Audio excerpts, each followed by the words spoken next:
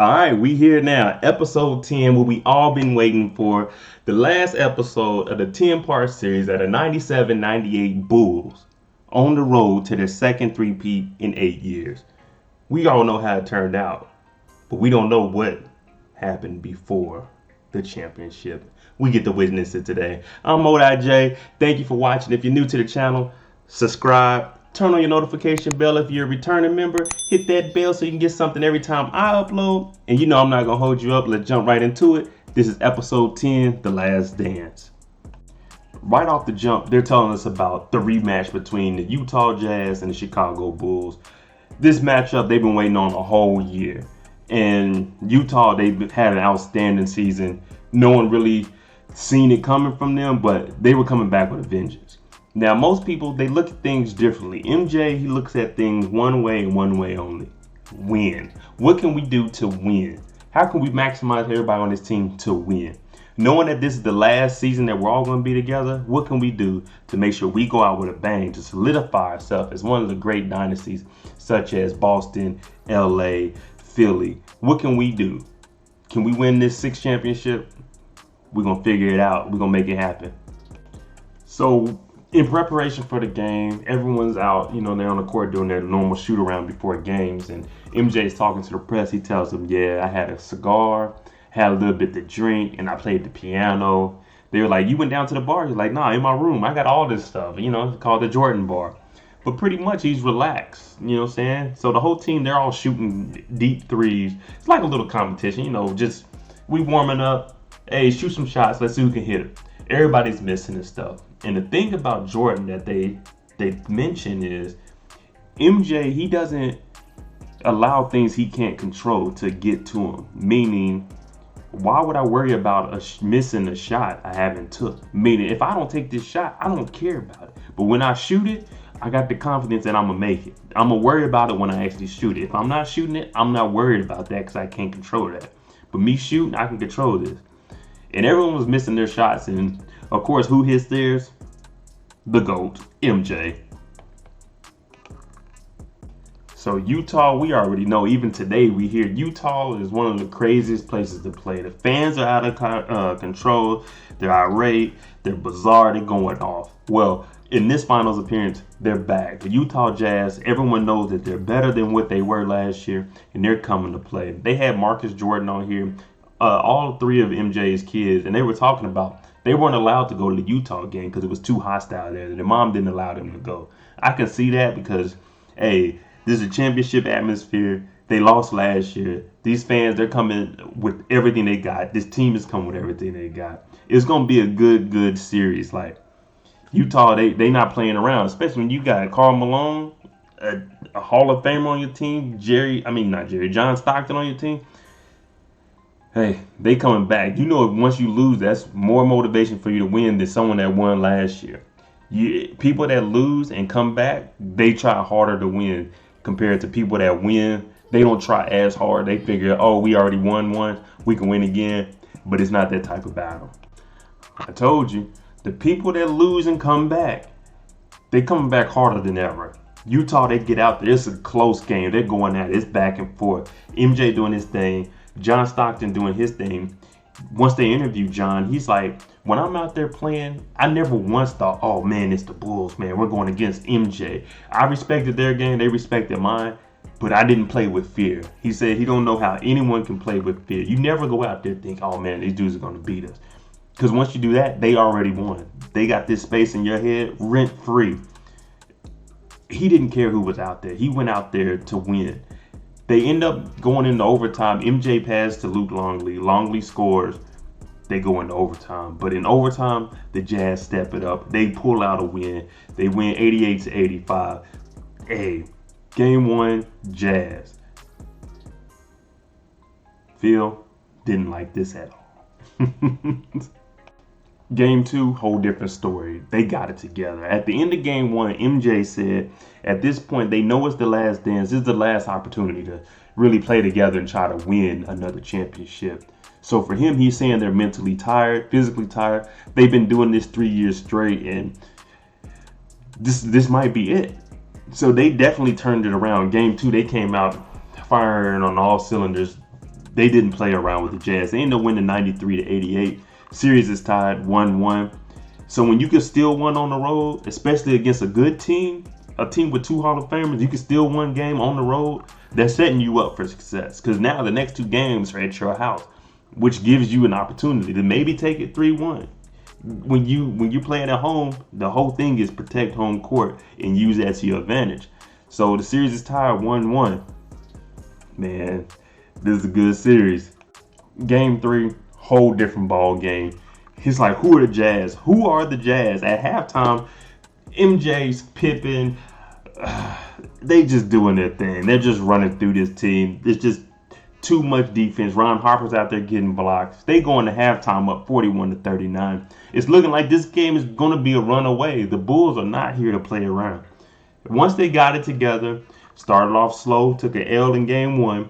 Game 2, they started putting it together. All right, this is what we need to do. Game 3, game plan is in motion. Let's get this thing rolling. Let's jump out on these guys. Let's let them know we're not here to play around. We're here to win the championship. That's what we're here for. Once again, it was a runaway game, like I said. Like, the lowest amount of points in the NBA game since the shot clock was established was 54 points. And it wasn't in a regular game. It was in a championship game against the Chicago Bulls, 96-54. I'm talking about the game was so much of a runaway. Everybody on the Bulls team scored except for one player, Bill Willingham. And they let him shoot the last shot so he could score. Everybody scored. That's how big the lead was. It was like, man, this is a joke, man. Who are these guys? 2-1, Bulls. Told you, when you steal one on the road, that's the biggest thing you could do, especially in the playoffs. But to do it in the finals, now you got home court advantage. Now we're at home. We're up 2-1 going into game 4. We could go ahead and make this a 3-1. Even if it goes, 2-2, we got the momentum. But we don't plan on losing at home. This is the Chicago Bulls. This is MJ's team. He's not on his watch. Just put it like that. So after game 3, Dennis Rodman being Dennis Rodman in Dennis Rodman fashion, he misses practice and goes to WCW Nitro. Oh my goodness. I remember this night because I was a big wrestling fan. WCW, especially, the NWO, Wolfpack, all this. Dennis Rodman came out wilding out, him in the Hulkster. Oh yeah. Like, this is the Hulk Hogan, man. Like, that was Randy Macho Man Savage, but Hulk Hogan and Randy, they both had the same voices pretty much. But he's out here wilding out, NWO. Like I said, if Dennis Rodman was around now, he'd be the biggest thing on social media. Everyone would be looking at what Dennis is doing. No NBA player can do what he's doing now and get away with it. He got fined, but he also had a wrestling deal. So I'm pretty sure that WCW paid whatever fine that the Bulls charged him. But he just said, man, I'm trying to live my life. Play basketball, party, have sex with all the women, and party. I'm Dennis Rodman. This is what I want to do with life. Good old Dennis. Once Dennis Rodman returns before game 4, everyone's looking like, where's Dennis at? So he didn't show up to any of the press conferences, and he got fined by the Bulls. So what they're trying to do is escort him out the building so he doesn't have to talk to the media. There's about 300 media in front of the locker room. They sneak Dennis out the back door. And all the media is chasing him. I'm talking about, it's like Mario, where they chasing the girl. She finds out the kid's not the guy. They running upstairs chasing after him just to find out when they get outside. Dennis Rodman hopped in the truck and he's gone. At this point, Dennis even admits, he's like, Phil Jackson knows him, and Phil knows you have to let Dennis be Dennis. He's going to give you all he got on the court, but you gotta deal with the little extra stuff, because Dennis's mind just wanders. But he's going to do everything he can to win once he gets on the court. You can't doubt him about doing everything for the team, because he would do anything for the team. He just needed some Dennis time. Dennis Rodman, like we said, he's going to give all he can for the team, and that's what he does. So game 4, he comes out. He ends up with 6 points, 14 rebounds. He gets a rebound late in the game, and no one wants Dennis Rodman shooting free throws, but somehow he pulls it out. He makes both of the free throws. They end up winning 86-82, proving that Dennis Rodman didn't need practice.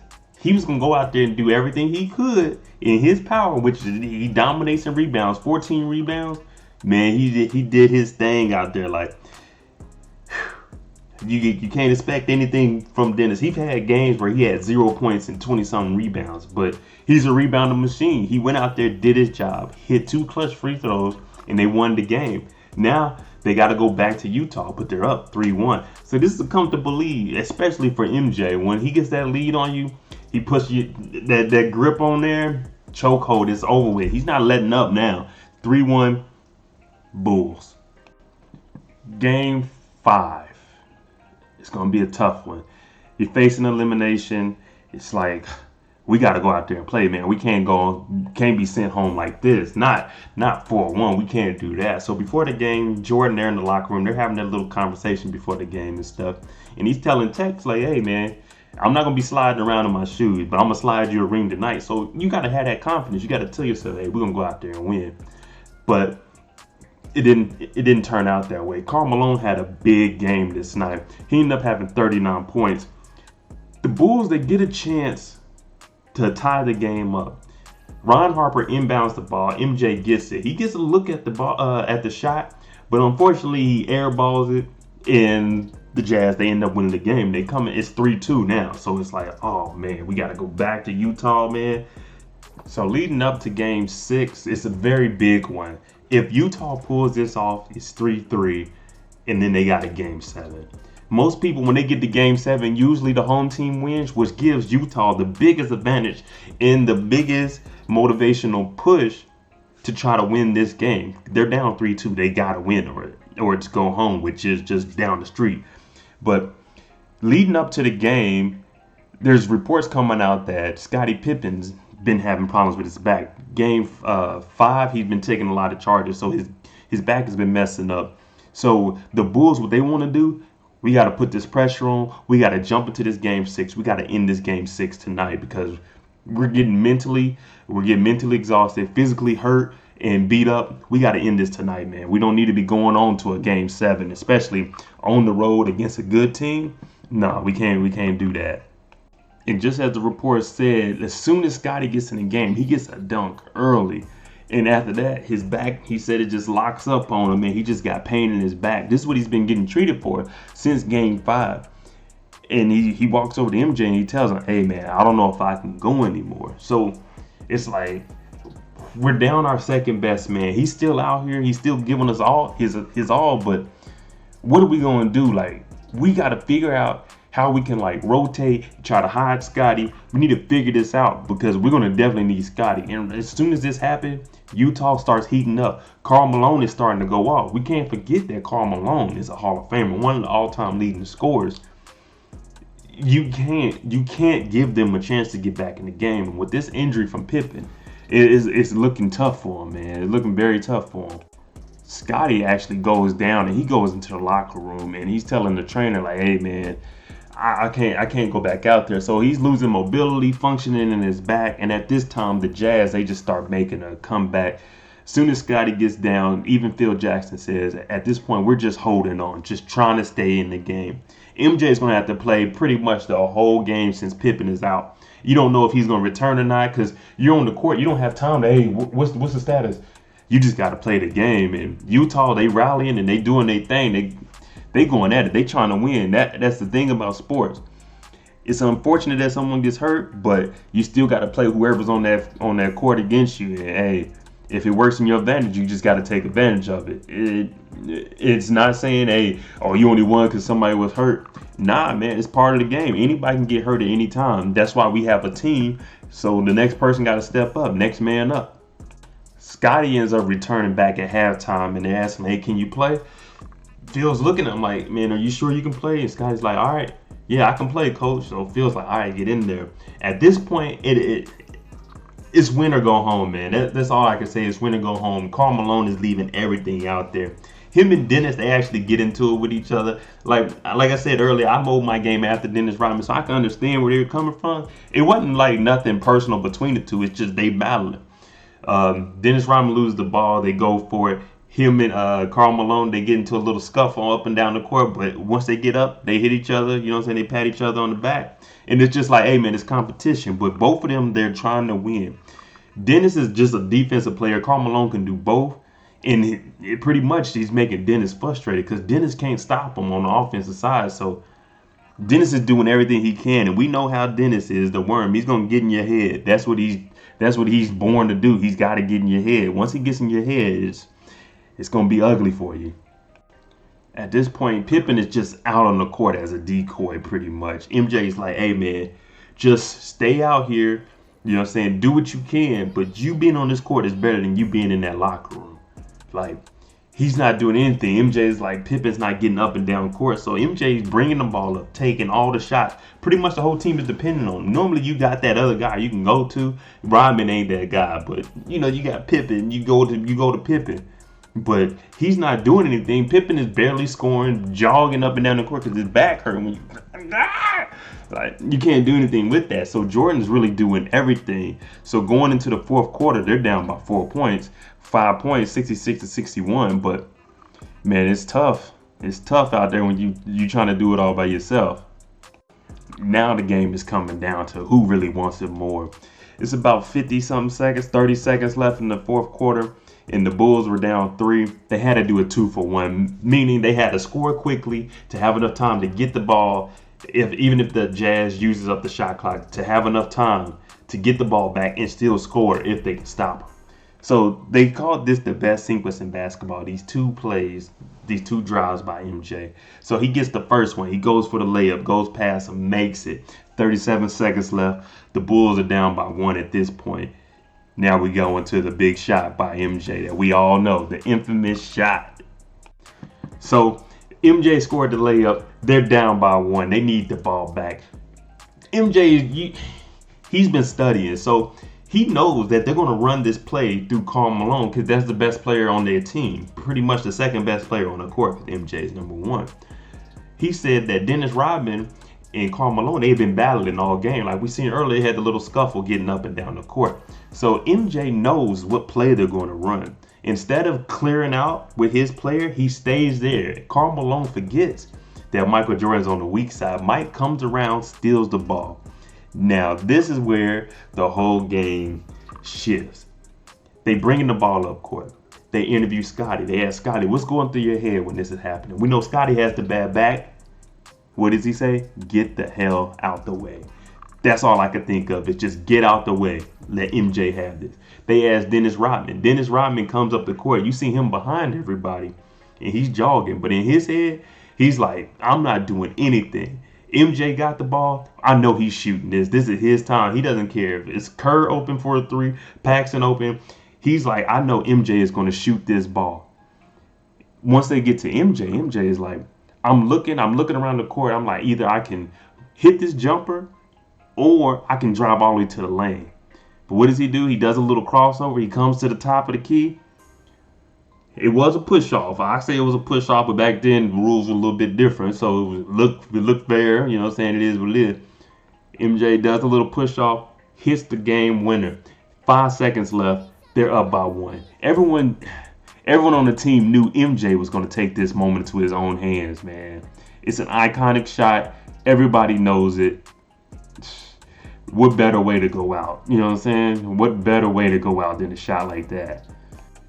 That turned out to be Michael Jordan's last shot in the Chicago Bulls uniform. But how iconic is it to go out with a game winner, win your 6th championship, your 6th finals MVP, your 2nd three-peat, all of this in the span of 8 years, man. A team for the ages. They went out on top, man. That's how you're supposed to do it. When you're going out, you want to cement your legacy. MJ did it. What better way than a game winner? They in there popping champagne. They got their trophy. They got the finals MVP on their team. Hey, it's a celebration, man. It is I should have been in that locker room. I would have popped like 10, 20 bottles out there, man. I should have been in there, bro. So while they're celebrating in the locker room, everyone's getting asked questions. They asked Jerry Krause, hey, so what do you think about next year? And he's just like, hey, man, we're going to worry about next year tomorrow or something, but tonight we celebrating. Even though he's the one that ended the whole dynasty that was going to be there. Like, they could have continued maybe 7, 8 rings. Who knows? They asked Scottie Pippen, are you coming back next year? We'll know. I'll know in a couple of days. They asked Dennis Rodman's like, hey, man, this is the greatest team ever. You're going to have to respect it. And if you don't, oh, well, man, this is what you got to respect. This is the greatest team to ever play the game of basketball. MJ, they talking to him. He's like, man, it's still a little bit of daylight outside. Maybe we can get some golf swings in. But it's just so amazing that they won. You get to see a lot of sportsmanship. Karl Malone actually gets on their bus before they leave to head to the airport. He gets on their bus and he tells Mike, hey, congratulations, you know what I'm saying? He goes on there, talks to the team, and then he gets out. He wasn't a sore loser about it. He lost. I mean, it's like that. You win some, you lose some. And then once they get back to Chicago, all pandemonium breaks out. Everyone's at the hotel. Everyone's just, hey, they looking for Jordan, man. Everybody wants a piece of Jordan, getting autographs, everything. Steve Kerr said it was the time of his life. So, I mean, you know, it's a celebration. You won. You're the champion of the world. MJ gets on his floor. He got a cigar. Like, hey, is this a smoking floor? It is now. They go in this room. They got champagne. He playing piano. All his boys in there. He talking about how good it felt shooting that jumper. He also mentioned, hey, man, it was scary knowing that Scottie Pippen went down, knowing he's going to have to be out there by himself. He even told Phil Jackson. Phil said, hey, can you play 48 minutes? Told Phil Jackson straight up, hey, man, whatever it takes. So everybody in the room, he telling them, hey, man, we here, man. Celebrate this. Have a good time. Be here, man. Just enjoy, man. We did it. And we'll worry about what we're going to do in October. But tonight, we are champions. So it's bittersweet because the players, they pretty much know this is the end. The media, they know this is the end of the road. Like, this 3P really means nothing because Jerry Krause has shut it down. So Phil Jackson gives credit to all the players. He says MJ carried us home. We would have never been able to do this without Scottie Pippen coming back. And he thanks Jerry Krause. Scottie Pippen does the same thing. I played with the best coach. I played with the best player. And I played with the best GM. So we got to give him credit for being a GM. Even though he's trying to break us up, we still got to give him credit for that. And MJ pretty much just pours his heart out and tells him, hey, we here. No one thought we would be back here, but we are here. And I owe everything that I have in my career to the city of Chicago. But everybody, they booed. Every time someone said something about Jerry Krause, they all booed because all the fans knew he's the reason that this team is came to an end, man. It's messed up, man. That, like, you're not out there playing, man. You don't need the same validation and fandom and stardom that these players are getting because they're really out there playing. You're not, Jerry. All you're doing is picking players. Just keep picking players and keep winning. That's all you want to do. But his career was downhill after this 98 season. So MJ never had a discussion or a dialogue with the owner of why the Bulls were broken up. But he watched a little interview of him, and pretty much Jerry was saying that the reason the team was broken up is because Ron Harper, Steve Kerr, Pippen, bringing all these people back, they weren't worth the market value that you were going to be paying them.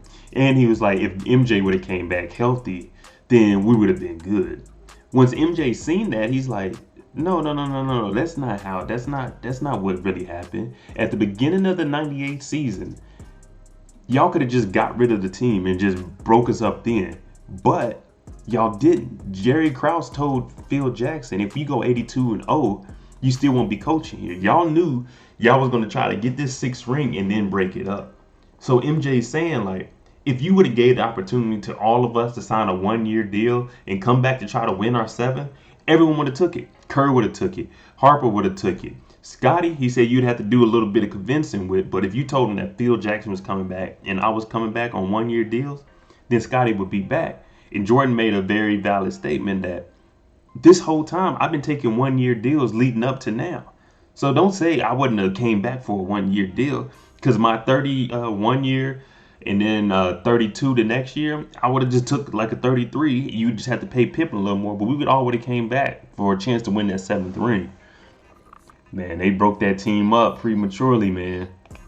So the end of the episode, they pretty much said that all the Bulls teammates, they all got together and they had a little coffee can, and inside the coffee can, they started a fire. So what Phil Jackson told everyone to do was bring in something you want to write. And after you read it out loud to the whole team, we'll put it in this can and burn it. So everybody was just saying how much the team meant to them, what it's going to do for their career, and just thanking each other. They said MJ actually wrote a poem and he put his in.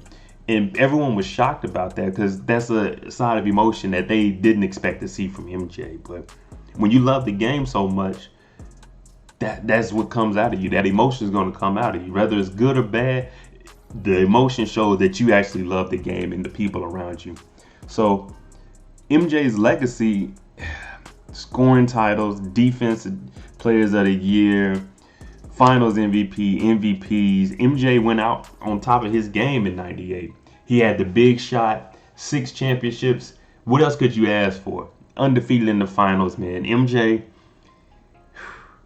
he did his thing out there, man. He's still going now. He got some work with these Bobcats, or the Hornets, but MJ's legacy as a basketball player is untouched, and that's why he goes down as the greatest of all time. The GOAT, the real 2-3.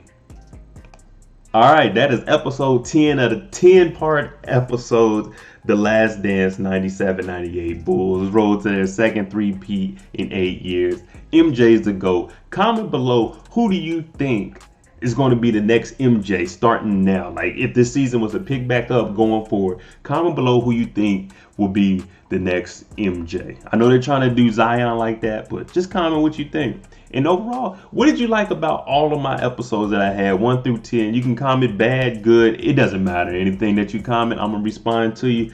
Thank you guys for watching. Like I said, man, if you're new to the channel, please subscribe.